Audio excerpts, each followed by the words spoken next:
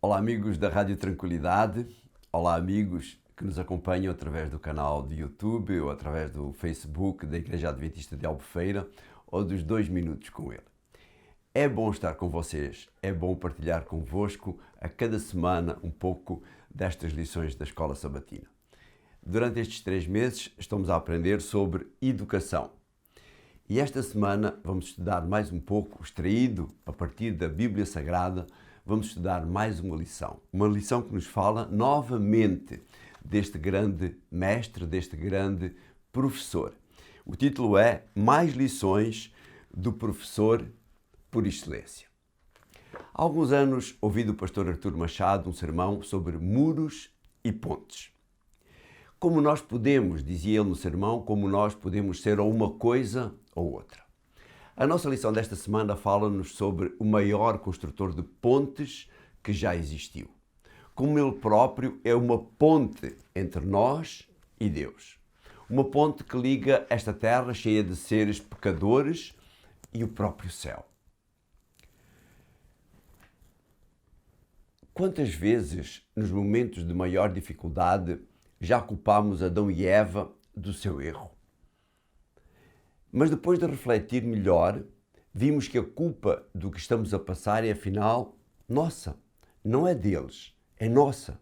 Somos humanos, somos falhos e na maior parte das vezes sofremos as consequências dos nossos próprios atos. Mas, da mesma maneira que o pecado de Adão e Eva teve uma solução, há solução para as consequências dos nossos atos. Ele, quem? Jesus é a solução. Ao longo da lição nós vamos aprender algumas lições com os erros de alguns personagens bíblicos e vamos ver que são os mesmos erros que, de uma forma ou de outra, nós já cometemos também. Os mesmos erros que nos levaram muitas vezes a arrepender-nos amargamente.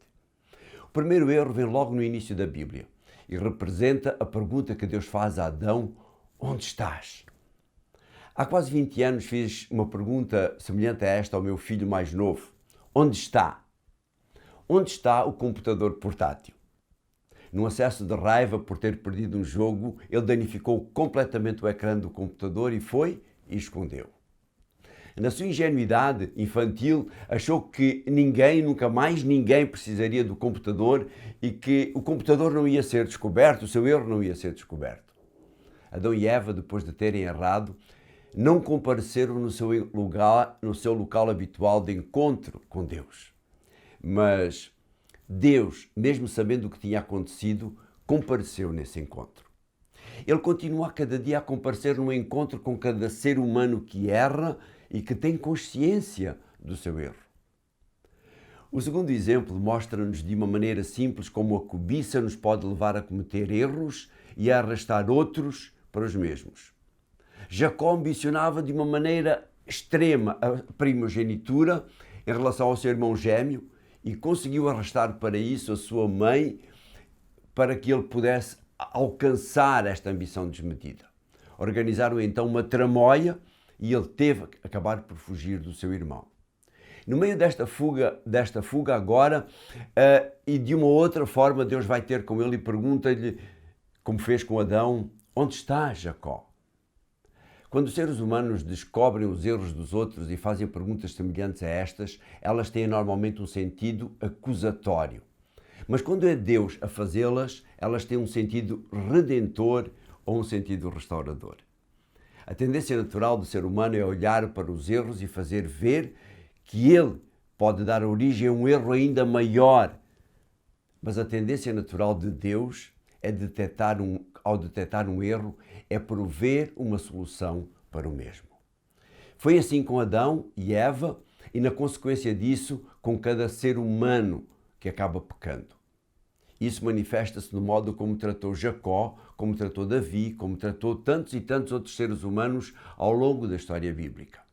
Por isso Paulo diz, em Romanos, no capítulo 5 e no versículo 19, pois como pela desobediência de um só homem todos se tornaram pecadores, pela obediência de um só, todos se tornaram justos diante de Deus.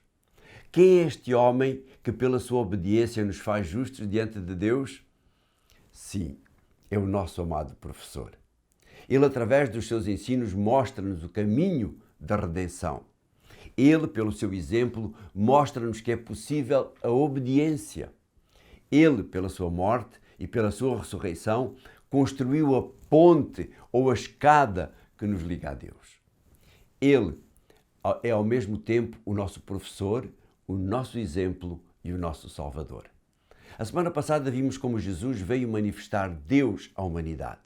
Esse Deus perdoador e restaurador do Velho Testamento é agora manifestado na pessoa de Jesus, mostrada nos Evangelhos.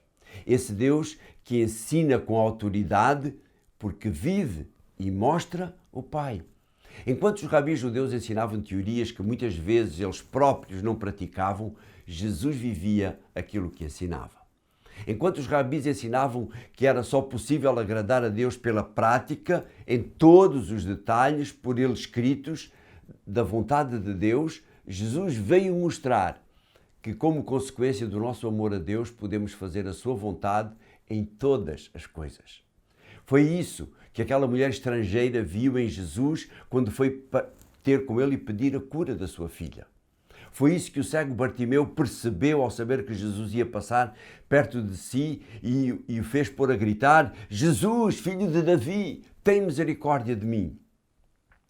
Eles, melhor do que ninguém, compreenderam aquilo que João diz no capítulo 1, no versículo 14 do seu Evangelho. Mas a todos quantos o receberam, aos que creram nele, deu-lhes o poder de se tornarem filhos de Deus.